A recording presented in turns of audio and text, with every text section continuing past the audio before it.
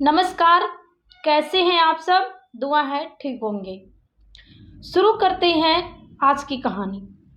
आज की कहानी ऐसे सीरियल किलर की है जिसने अपने वक्त में ऐसी दहशत जो है लोगों के अंदर बिठा रखी थी कि लोग सुनकर भी कांप जाया करते थे। साथ के साथ ही अगर कोई भी कंबल में किसी शख्स को देख लेता तो वो भागकर अपने घर का रास्ता पकड़ता था। इतनी दहशत उसने बिठा रखी थी। कहानी है जयपुर की। बात सन 1978 की है। इसी जयपुर में एक इलाके में जो है एक लाश मिलती है और एक शख्स जो है वो पुलिस स्टेशन कॉल करता है। पुलिस आती है, लाश देखती है तो कहीं भी बॉडी पर ज़्यादा निशान नहीं थे, लेकिन कान के नीचे जो कनपट्टी होती है वहाँ पर कुछ गहरे निशान जो थे घाव के थे। और उसके बाद बॉडी को पुलिस पोस्टमार्टम के लिए भेजती है।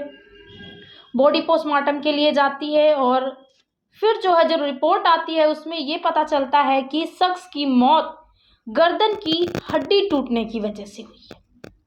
उसके बाद जो है पुलिस रिपोर्ट दर्ज करती है। फिर कुछ वक्त के बाद एक और लाश मिलती है और जब पुलिस पहुंचती है, उसकी रिपोर्ट आती है, पोस्टमार्टम रिपोर्ट आती है तो पता चलता है कि इसकी भी मौत जो है गर्दन की हड्डी टूटने से हुई है। इत्तेफाक से उसके भी कान के नीचे सेम घाव के निशान थे। और फिर उसके बाद पुलिस पता नहीं लगा पाती आखिरकार ये कौन है। और इसी तरह राजस्थान के अलग अलग इलाकों में लाशें जो है वो मिलनी शुरू हो गई। लगातार लाशों का सिलसिला वो बढ़ने लगा, लेकिन अलग अलग इलाकों से अलग अलग थानों में जो ये केस दर्ज हो रहे थे, जो कि अलग अलग इलाकों में लाशें मिल रही थी, अलग अलग थानों में ये केस दर्ज थे। इसीलिए किसी भी इलाके का पुलिस उसकी कार्रवाई के लिए नहीं जाता था या वो कड़ी जोड़कर नहीं देखता था कि ये पैटर्न जो है वो सेम है। अगर वो पैटर्न मिलाया जाए तो शायद उस किलर को पकड़ा जा सकता है, लेकिन बात है कि भी किसी के एरिया में कोई जा नहीं सकता था। तो ये बात सन 1978 की है, तो करीब देश को आज़ाद हुए भी 31 साल हो गए थे। तब इतना कुछ तरक्की नहीं था, इतनी कुछ फैसिलिटीज़ नहीं थी जैसा कि आपके टाइम में हो गई है। और लगातार लाशों का सिलसिला चलता रहा, लाशें अलग अलग इलाकों से मिलती रहीं। पुलिस समझ नहीं पा रही थी आखिरकार ये मामला क्या है, और ज़्यादा उस केस पर जो है वो ध्यान भी नहीं दिया जा रहा था कि ये ऐसे मिलता था, केस मिलता था, कुछ दिन उसकी जांच होती थी, फिर लगता था कि इनकी आपसी कोई दुश्मनी रही होगी, कोई रंजिश रही होगी, जिसके चलते इनके जो दुश्मन हैं होंगे वो उन्होंने इनको मार दिया होगा। लेकिन जो सेम चीज़ें मिल रही थी, गर्दन की हड्डी टूटना और कनपट्टी पे घाव के निशान, उस पैटर्न को पुलिस नहीं मिला रही थी कि सेम ही एक ही वजह से लोगों की जो वो मौतें हो रही हैं। धीरे धीरे टाइम बीत रहा था और लाशें मिलती जा रही थी। तब मीडिया जो है इतनी तवज्जो नहीं दिया करती थी क्राइम जैसे मामलों में, तो उसने बस एक लाइन में ही बस ये खबर छाप दी थी। और इत्तेफाक से वो खबर जो है, उस खबर पे एक सीनियर आला पुलिस की जो है नज़र पड़ जाती है। जब नज़र पड़ती है तो वो देखते हैं कि सेम इसी तरह का मामला अलग थानों से भी आया है। फिर वो उस पे एक शॉर्ट रिपोर्ट बनाकर रख देते हैं। शॉर्ट रिपोर्ट बनाने के बाद फिर कुछ देर के बाद वो सोचते हैं और फिर वो अपनी टीम को जांच पे लगाते हैं कि इनका पैटर्न जो है वो सेम लग रहा है, ये मर्डर जो है वो सेम तरीके से हो रहे हैं, आखिर इसके पीछे क्या है। तो वो अपनी टीम लगाते हैं इसकी जांच के लिए।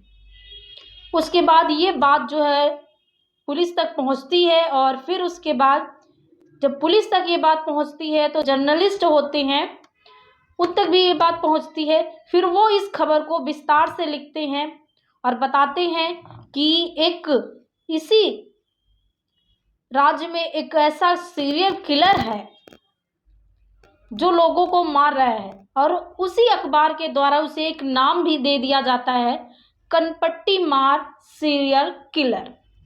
उसे एक नाम भी मिल गया और इस नाम से धीरे धीरे लोग जानने लगे कि एक सीरियल किलर है जिसका नाम कनपट्टी मार सीरियल किलर है, जो कि इसी राज्य में है और लोगों को एक एक कर कर अलग अलग इलाकों में मार रहा है। लोगों के अंदर दहशत जो है वो उठ बैठने लगी। उसके बाद जो है जांच शुरू हुई, लगातार पुलिस छानबीन करती, लेकिन और फिर उसके बाद उन जगहों पे जाकर देखा जहां से लाशें मिल रही थी, वो ऐसे इलाके थे जहां पर कम लोग जाया करते थे, जहां पर कम यूज़ किया करते थे, और उनकी मौत जो है वो रात के टाइम हुआ करती थी। तो ऐसा होता था कि शख्स जो है वो अकेले रात में अगर कहीं निकलता था तो उसके ऊपर वो सीरियल किलर जो होता था वो वार करता था।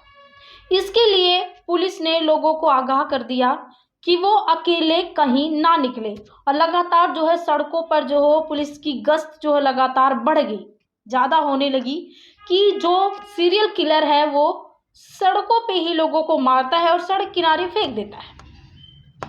लेकिन इससे भी कुछ नहीं हुआ, लगातार जो है वो सिलसिला जो है लाशों का बढ़ता ही रहा, लगातार जो है लाशें मिलती रही और सेम पैटर्न, गले की हड्डी टूटना और कनपट्टी पे जो है गहरे घाव का निशान। अब पुलिस जो है वो राजस्थान की पुलिस नहीं, अब धीरे धीरे बात बढ़ती बढ़ती दिल्ली पुलिस तक भी पहुंच गई, यानी दिल्ली तक भी ये बात पहुंच गई। अखबारों के माध्यम से, मीडिया के माध्यम से हर कोई अब इसी के बात कर रहा था, कनपट्टी मार सीरियल किलर की। लगातार जो है वो बातें बढ़ रही थी।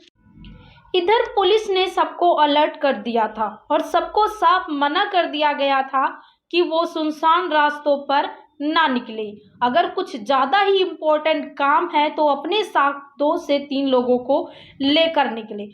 पुलिस जो है वो सख्ती से जो है जांच करने लगी थी, और इधर लोग भी घरों से अकेले नहीं निकल रहे थे। अगर निकल रहे थे तो अपने साथ 2 से 3 लोगों को लेकर निकल रहे थे।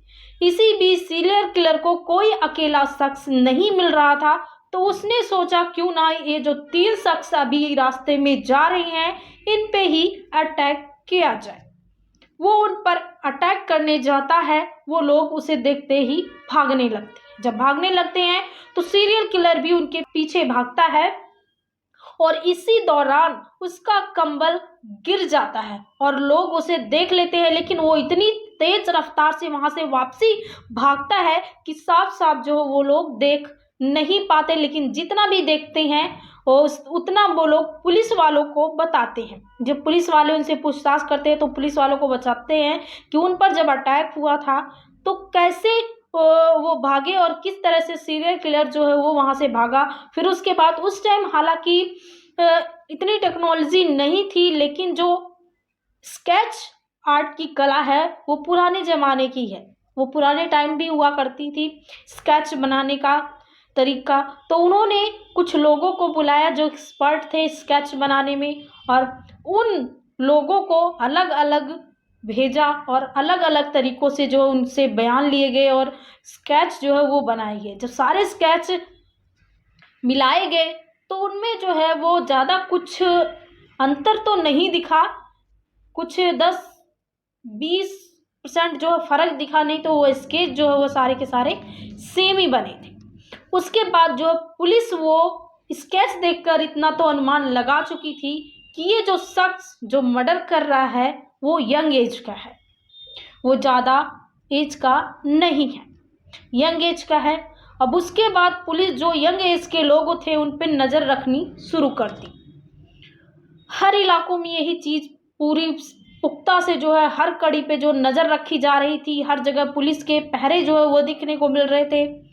और इसी बीच पुलिस जब अपना पहरा दे रही थी उसी में 2-3 पुलिस वाले एक जगह खड़े थे, और उनमें से 2 पुलिस वाले थोड़ी दूर पे दुकान थी वहाँ पर चले जाते हैं, और एक पुलिस वाला वो अकेला पड़ जाता है।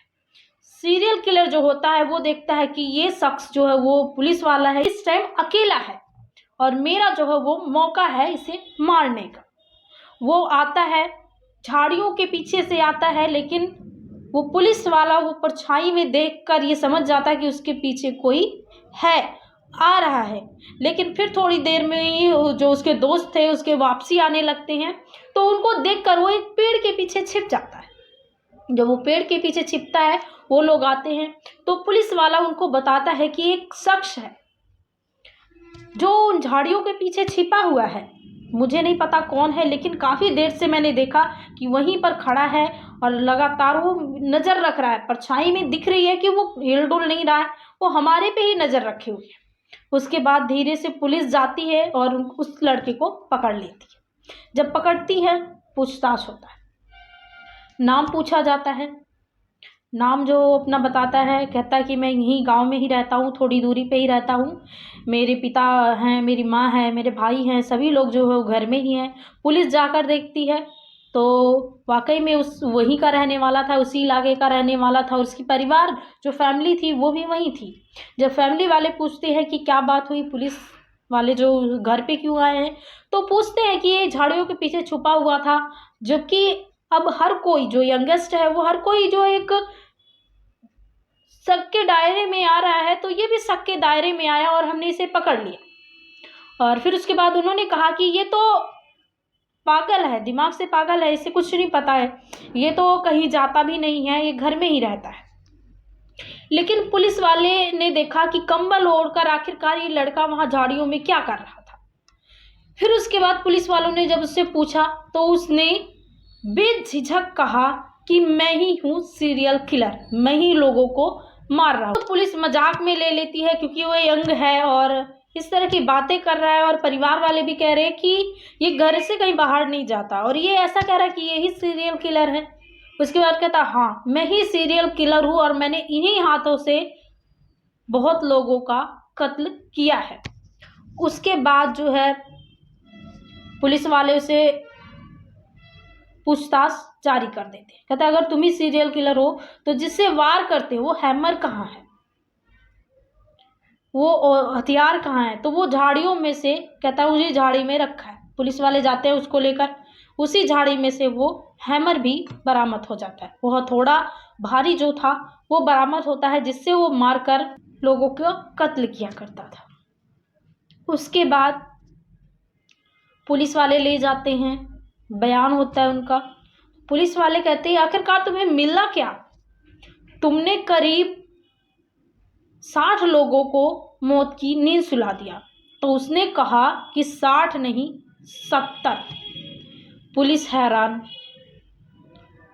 पुलिस ने कहा कि 70? उसने कहा हाँ। और उसने यहाँ तक उनमें से 50 लोगों को जो मारा था, उनमें से उनका दिन, तारीख और समय भी याद था कि उनको इस दिन, इस जगह पर, इस तारीख को, इस टाइम मैंने मारा है। पुलिस वालों ने कहा, आखिरकार तुमने इनको मारा क्यों? कह रहा है, मैं एक दिन रात को ऐसे ही निकला, मैं अपने साथ जब भी जाता था तो हथौड़ा लेकर निकलता था। हथौड़ा लेकर मैं एक दिन निकला, एक शख्स मुझे मिला और मैंने उसको ऐसे ही उसके गर्दन पर जो है एक हथौड़े से वार कर दिया। और जब मैंने उसके गर्दन पर वार किया तो वो चीखा, और उसकी चीख मुझे इतनी अच्छी लगी कि मैंने दोबारा उसके गर्दन पर वार किया, लेकिन दोबारा वो उसी तरह नहीं चीखा। फिर मैंने तीसरी बार वार किया, फिर वो कुछ बोला ही नहीं। मुझे वो चीख सुननी थी। उस चीख में एक संगीत था, एक सुर था जो कि मुझे बहुत अच्छा लगा, और मैं उसी चीख को सुनने के लिए फिर कुछ दिन के बाद मैंने एक और शख्स को मारा। फिर जो वो पहली चीख होती थी, वो चीख मुझे बहुत सुकून देती थी। इसीलिए मैं लगातार लोगों का कत्ल करता रहा और मारता रहा। करीब 70 लोगों को मैंने मारा है। फिर मामला जो है वो निचली अदालत में गया। वहाँ पर जब पता चला, सारी चीज़ की सुनवाई हुई, सारी रिपोर्ट पेश किए गए और उन लोगों के नाम जिन लोगों को उसने मारा था, टाइम वगैरह सब कुछ पेश किया गया, तो उसे वहाँ पर फांसी दी गई। उसके बाद मामला हाई कोर्ट में गया। जब मामला हाई कोर्ट में गया, फिर वहाँ पर भी जब सारे केस को देखा गया, सारी चीज़ों को देखा गया, नज़र डाली गई, तो वहाँ भी उसे फांसी की ही सज़ा सुनाई गई। उसके बाद मामला जो है वो सुप्रीम कोर्ट में गया। वहाँ भी जब चीज़ों को देखा गया, हालांकि सुप्रीम कोर्ट में जब मामले को देखा गया, रिपोर्ट देखी गई, तो वहाँ पर पुलिस सिर्फ 62 ही लोगों के जो रिकॉर्ड वो दे पाई, सबूत जो है वो 62 लोगों के ही दे पाई, बाकी लोगों के वो सबूत पुलिस पेश नहीं कर पाई। लेकिन फिर भी जिस तरह से उसने लोगों को मारा, मौत के घाट उतारा, और जिस तरह से उसकी बातें सुनने के बाद कोर्ट में जो सुप्रीम कोर्ट थी उसने भी उसे फांसी की ही सजा सुनाई। उसके बाद बात राष्ट्रपति तक पहुंची और मामला जो है वो ऐसे चलते चलते 4 महीने के अंदर उस शख्स को फांसी की सजा दे दी गई। यानी कि वो जब उसने मर्डर करना शुरू किया था तब उसकी एज 25 साल थी, जब उसको फांसी दी गई तो उसकी उम्र बस 27 साल थी। 27 साल की उम्र में उसे फांसी पर लटकाया गया एक ऐसी जुर्म के लिए। उसने फांसी पे लटकने से पहले बस 2 वर्ड कहे थे कि मैंने अपने शौक के लिए, अपने मजे के लिए जिस तरह से लोगों का कत्ल किया है ऐसे कोई ना करना। इतना कहते ही वो फांसी पर झूल गया। ये थी आज की कहानी। क्या कुछ कहना है आपका? कमेंट सेक्शन में कमेंट जरूर कीजिएगा। जुड़ेंगे फिर एक नई स्टोरी के साथ। धन्यवाद।